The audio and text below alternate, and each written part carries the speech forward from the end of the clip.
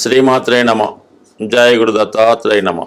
ఈ వీడియోలో మనం జూన్ 6వ తారీఖు వరకు కర్కాటక రాశిలో కుజగ్రహ సంచారం ఈ అబ్బాయిలు అమ్మాయిల యొక్క వివాహ వ్యవస్థ మీద, అలాగే ఆలస్య వివాహానికి కారణమైనటువంటి ఈ కుజగ్రహం ఈ కర్కాటక రాశిలో ఉండడం వల్ల ఎందుకు వివాహాలు ఆలస్యం అవుతున్నాయి, వివాహ సంబంధాలు కుదరకుండా, ముఖ్యంగా అబ్బాయిలు ఎందుకు వివాహంలో లేట్ అవ్వడం, వారి జీవితంలో సరిగ్గా సెటిల్ అవ్వలేకపోవడానికి కారణమైనటువంటి కుజగ్రహం ప్రస్తుతం కర్కాటక రాశిలో ఈ నెల అంటే ఇంచుమించు జూన్ 6వ తారీఖు వరకు ఆ రాశిలోనే ఉండడం జరుగుతూ ఉంటుంది.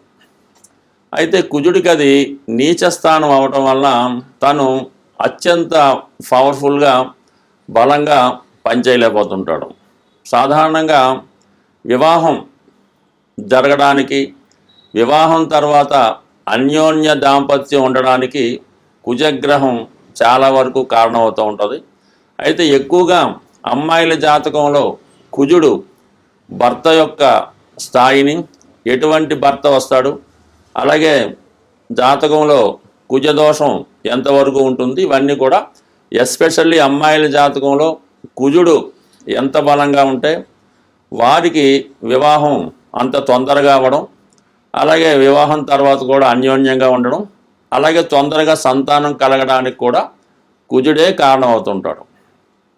అయితే అబ్బాయిల జాతకంలో కుజుడు ఎంత బలంగా ఉంటే ఆ అబ్బాయి అంత తొందరగా జీవితంలో తొందరగా చదువు పూర్తి చేసి ఎంబటినే ఉద్యోగంలో చేరి వివాహం కూడా తొందరగా జరగడానికి, అంటే తొందరగా సెటిల్ అవ్వడానికి మగవారి జాతకంలో కుజుడు అత్యంత బలంగా ఉంటే ఆ బలం యొక్క స్థాయిని బట్టి అబ్బాయి యొక్క భవిష్యత్తు, అతని వివాహం, అతని క్యారెక్టరు ఇవన్నీ కూడా ఆధారపడి ఉంటాయి. మరి అబ్బాయిల జాతకంలో శుక్రుడు కూడా భార్య యొక్క స్థాయిని చెప్పడం జరుగుతూ ఉంటుంది. శుక్రుడు అబ్బాయి జాతకంలో ఎంత బలంగా ఉంటే అంత అందమైనటువంటి, బాగా స్థిరపడినటువంటి మంచి డౌరీతో మంచి భార్య రావడం జరుగుతూ ఉంటుంది. అలాగే శుక్రుడు పాపగ్రహాలతో కలిసి ఉన్న, పాప రాసుల్లో ఉన్నా కూడా వివాహం ఆలస్యం అవడం, తొందరగా జరగకపోవడానికి కూడా కారణం అవుతుంటుంది. అంటే ముఖ్యంగా ఈ శుక్రుడు రవితో కంబస్ట్ అయి ఉన్న, రవికి బాగా దగ్గరగా ఒకే డిగ్రీలో ఉన్నా కూడా వివాహం జరగడం అన్నది చాలా కష్టం అవుతుంటుంది. వివాహం తర్వాత కూడా వివాహ బంధం అన్నది చాలా ఇబ్బంది పెట్టడం కూడా జరుగుతూ ఉంటుంది. అంటే సుమారుగా చెప్పాలంటే ఎక్కువ వివాహ వ్యవస్థ మీద మనం ఎక్కువగా కుజుడినే తీసుకోవడం జరుగుతూ ఉంటుంది. కుజుడు ఉన్న స్థానాలను బట్టి కుజదోషం నిర్ణయించడం జరుగుతుంది. కానీ శుక్రుడు కూడా ఈ వివాహ విషయంలో చాలా ప్రాధాన్యత చూపడం జరుగుతూ ఉంటుంది. అందుకని శుక్రుడికి అలాగే మన కుజుడికి సరైనటువంటి అవగాహన, సరైనటువంటి స్థానాల్లో ఉన్నప్పుడు కూడా ఆ వివాహ వ్యవస్థ చాలా అనుకూలంగా ఉండే అవకాశం ఉంది. ఉదాహరణకి ఎవరి జన్మ జాతకంలో అయినా ఈ శుక్ర కుజగ్రహాలు కలిసినప్పుడు వాళ్ళ జీవితంలో వివాహం తర్వాత ఎంత కొట్లాడుకున్నా తిరిగి మళ్ళా కలుసుకోవడానికి కూడా కారణమవుతూ ఉంటుంది. అందువల్ల ఏంటంటే ముఖ్యంగా జాతక పరిశీలనలో అమ్మాయిల యొక్క జాతకం చూసినప్పుడు ఆ కుజుడు యొక్క స్థితిని బట్టి, కుజుడు ఉన్నటువంటి స్థానాలు, కుజుడు ఏ గ్రహాలతో కలిసి ఉన్నాడు, పాపగ్రహాల వీక్షణ ఉందా, వీటన్నిటి బట్టి ఎప్పుడు వివాహం అవుతుంది, వివాహం తర్వాత ఏ విధంగా ఉంటుంది, ఏ వైపు నుంచి భర్త వచ్చే అవకాశం ఉన్నది 100% ఈ కుజుడు బట్టి అమ్మాయిల జాతకంలో చెప్పడం జరుగుతూ ఉంటుంది. అలాగే అబ్బాయిల జాతకంలో శుక్రుడు ఉన్న స్థితిని బట్టి అబ్బాయికి ఎప్పుడు వివాహం జరగవచ్చు, వచ్చిన భార్య ఏ విధంగా ఉంటుంది, వివాహం తర్వాత జాతకుడు అదృష్టవంతుడు అవుతాడా, దురదృష్టవంతుడు అవుతాడా అన్నది కూడా అబ్బాయి యొక్క జాతకంలో శుక్రుడిని బట్టి కూడా ఉండడం జరుగుతూ ఉంటుంది. సో ఇప్పుడు మనం ఈ కుజుడు ఇంచుమించుగా మనకి జూన్ 6వ తారీఖు వరకు కర్కాటక రాశిలో సంచరిస్తూ ఎక్కువగా పుష్యమి, ఆశ్లేష నక్షత్రాల మీద ఎక్కువ సంచారం చేయడం జరుగుతుంటుంది. ఈ ప్రభావం వివిధ రాశుల వారి మీద ఏ విధంగా ఉంటుంది, వారు తొందరగా వివాహం జరగాలన్నా, వివాహం జరిగి కూడా ఇబ్బందుల్లో ఉన్న వాళ్ళు ఎటువంటి పరిహారాలు చేసుకోవాలి అన్న విషయాన్ని ఈ వీడియోలో కొద్దిగా డీటెయిల్గా తెలుసుకునే ప్రయత్నం చేద్దాం. స్వస్తి. శ్రీమాత్రే నమః. కన్యా రాశి వారికి లాభస్థానంలో జూన్ 6వ తారీఖు వరకు సంచరిస్తున్నటువంటి కుజుడు ఈ రాశి వారికి ఏ విధంగా సహకరిస్తాడు? ముఖ్యంగా మనం వివాహం కోసం అనుకుంటున్నాం కాబట్టి ఎవరైతే కన్యా రాశిలో ఉన్నటువంటి అమ్మాయిలకి అబ్బాయిలకి వివాహం ఎప్పుడు జరిగే అవకాశం ఉంది, వారి ప్రయత్నం ఏ విధంగా చేస్తే బాగుంటుంది అన్న విషయాన్ని మనం ఈ వీడియోలో పరిశీలిద్దాం. మరి కన్యా రాశి వారికి కుజుడు శత్రుగ్రహం, తృతీయ అష్టమాధిపతిగా ఉన్నటువంటి కుజుడు చాలా వరకు ఈ రాశి వారికి అటు ఉద్యోగ సంబంధించిన విషయాలు, బంధువులకు సంబంధించిన విషయాలు, అలాగే వీళ్ళకి తరచుగా చిన్న చిన్న ప్రమాదాలు లాంటివి కూడా జరుగుతుంటాయి. ఎక్కువ శాతం కుజుడు ఎంతో బలంగా ఉంటేనే తప్ప ఈ కన్యా రాశి వారికి వివాహం ఆలస్యం అవడం, అయినా కూడా ఏదో ఒక సమస్య జీవితాంతం ఉండడం జరుగుతూ ఉంటుంది. అలాగే ఆర్థిక పరంగా కూడా ఎంత ధనం సంపాదించినా సమయానికి ధనం సరిపోకపోవడం, ఈ విధంగా కొంత ఆర్థిక పరమైనటువంటి ఒత్తిడి, రుణ బాధలు ఇవన్నీ కామన్గా ఈ కన్యా రాశి వారికి ఉండడం జరుగుతూ ఉంటుంది. అయితే ఈ వివాహ విషయం అనుభవంలో ప్రస్తుతం కుజుడు 11వ స్థానంలో ఉండి ధనస్థానాన్ని అంటే 2వ స్థానాన్ని చూస్తాడు. కుటుంబ స్థానం అంటే మనకి ఏదన్నా ఒక అబ్బాయికి ఎవరికైనా వివాహం జరగాలంటే 7వ స్థానం క్లియర్గా శుభగ్రహంతో ఉండాలి, 2వ స్థానం కూడా శుభంగా ఉండాలి. ఎందుకంటే కుటుంబం ఏర్పడాలంటే ఒక సంఖ్య పెరుగుతూ ఉంటుంది. అక్కడ పాపగ్రహాలు ఉన్నప్పుడు కుటుంబంలో ఎవరు రావడానికి ఇష్టపడదు. అందుకని ఈ కుజుడు ఈ రాశి వారికి పాపగ్రహం అవుతూ మన ధనస్థానాన్ని వీక్షించడం జరుగుతూ ఉంది, కుటుంబ స్థానాన్ని చూస్తున్నాడు. ఆ కారణం వల్ల మరి ఈ రాశి వారికి జూన్ 6వ తారీఖు వరకు మీరు ఎంత కష్టపడ్డా వివాహం అన్నది నిర్ణయం అన్నది చాలా స్ట్రగుల్ పడవలసి ఉంటుంది. ఇంకా అర్జెంటు తప్పదు అనుకున్న వాళ్ళు కుజగ్రహానికి తగు విధమైనటువంటి పరిహారం చేసుకోవలసి ఉంటుంది. అలాగే మరి ఈ కుజుడు లాభస్థానంలో ఉండడం వల్ల ఉద్యోగ ప్రయత్నాలు చాలా వరకు ఈ రాశి వారికి ఫలిస్తాయి. అలాగే ఏదైనా స్థిరాస్తి సంబంధించిన వ్యవహారాల్లో, ఆస్తి పంపకాల విషయాలు, అన్నదమ్ములు అక్క చెల్లెల దగ్గర నుంచి రావాల్సినటువంటి ధనం అవ్వచ్చు, స్థిరాస్తి అవ్వచ్చు.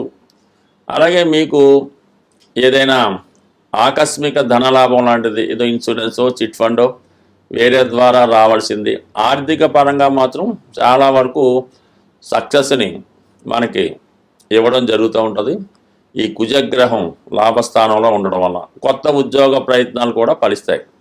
ఈ వివాహానికి కుజుడు ఒక్కడే అడ్డంకి కాకుండా ప్రస్తుతం ఈ రాశి వారికి 7వ స్థానంలో సంచరిస్తున్నటువంటి శుక్ర, రాహు, శని గ్రహాలు. శని సాధారణంగా ఆలస్య వివాహాన్ని ఇవ్వడం అన్నది సర్వసాధారణం. ఒకవేళ తొందరపడి అంటే తన ఎప్పుడు మనకి ఈ శని భగవానుడు 35వ సంవత్సరం వచ్చేదాకా అంటే జన్మజాతకంలో ఉన్నప్పుడు, అది జన్మజాతకంలో 7వ స్థానంలో శని ఉంటే కొంతమందికి అప్పట్లో 26 అయిపోయేది, ఇప్పుడు అది 35 దాకా మారింది మాట. అంటే 35వ సంవత్సరం వచ్చేదాకా కూడా ఏదో ఒక అడ్డంకి వివాహానికి ఏర్పడుతూ ఉంటుంది. ఒకవేళ అయినా కూడా ఇబ్బంది కలుగుతూ ఉంటుంది. ఇప్పుడు గోచారీత్యా రాబోయే 2.5 సంవత్సరాల్లో 7ంలో ఉన్నటువంటి శని కూడా మన కన్యా రాశి వారికి వివాహానికి లేట్ అవ్వడం జరుగుతుంది. ఒకవేళ వివాహంకి జరిగినా మీకన్నా వయసులో కొద్దిగా పెద్దదైన అమ్మాయి రావచ్చు, లేదంటే ఒక చిన్నగా బాగా మీకన్నా 10 సంవత్సరాలు చిన్న అమ్మాయి రావచ్చు, లేదంటే ఒక 3-4 సంవత్సరాలు పెద్ద అమ్మాయి రావచ్చు, లేదంటే ఒక హెల్త్ పరమైనటువంటి ఇబ్బంది, చూడటానికి కొద్దిగా ఇబ్బందికరంగా ఉండే అమ్మాయి కానీ అబ్బాయి కానీ రావచ్చు. అయితే ఉద్యోగం చేసే భార్య కానీ భర్త కానీ వచ్చే అవకాశం ఉంటుంది. వివాహం తర్వాత మాత్రం బంధం చాలా గట్టిగా ఉంటుంది. శని ఎప్పుడు వివాహాన్ని ఆలస్యం చేస్తాడు, దాని తర్వాత బంధాన్ని గట్టిగా పెడతాడు.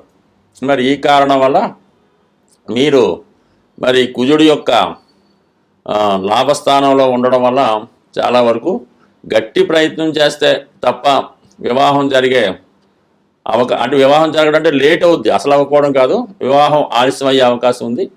తగు విధంగా పరిహారం చేసుకుంటే కంపల్సరిగా ప్రతిదానికి కూడా పరిష్కారం ఉంటుంది. స్వస్తి.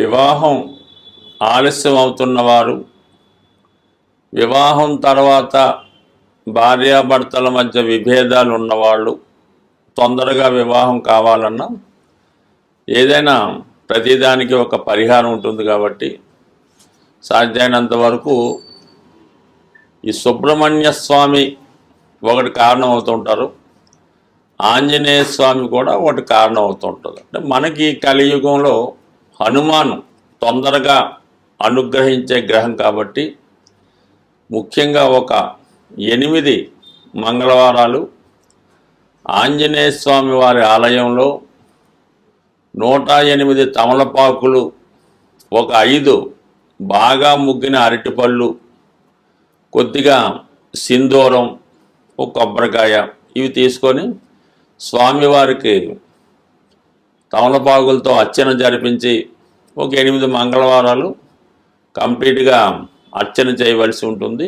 మధ్యలో ఏదన్నా ఆటంకం వస్తే దాన్ని కంటిన్యూ చేసుకోవచ్చు.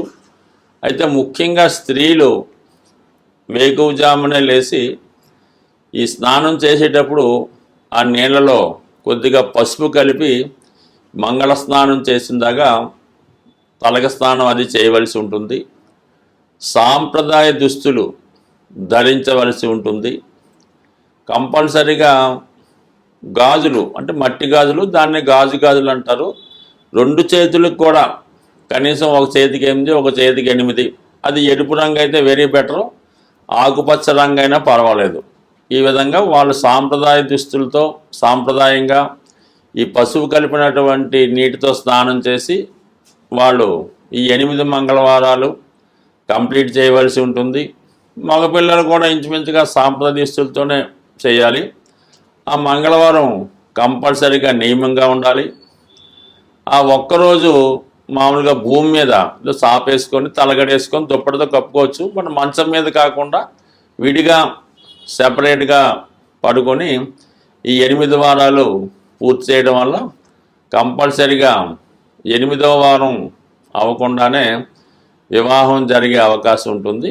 ఇంకా ఈ సమయంలో ఏంటంటే ఏదైనా కొంతమంది వివాహం అయినటువంటి ముత్తైదువులంటి స్త్రీలకి ఏదైనా పలహారం ఇవ్వడం, వాళ్ళకి కందిపప్పుతో ఉన్నటువంటి కలిపినటువంటి భోజనం అంటే అన్నీ ఉంటాయి, దాంతోపాటు కందిపప్పు కూడా కంపల్సరీగా ఉండడం, ఈ విధంగా చేయవలసి ఉంటుంది. కంపల్సరీగా 8 మంగళవారాలు ఆంజనేయ స్వామి తమలపాకులు పూజ చేస్తే 100% ఈ వివాహానికి ఎక్కడున్నా స్వామి ఆ వివాహ సంబంధం కలిపే అవకాశం ఉంటుంది.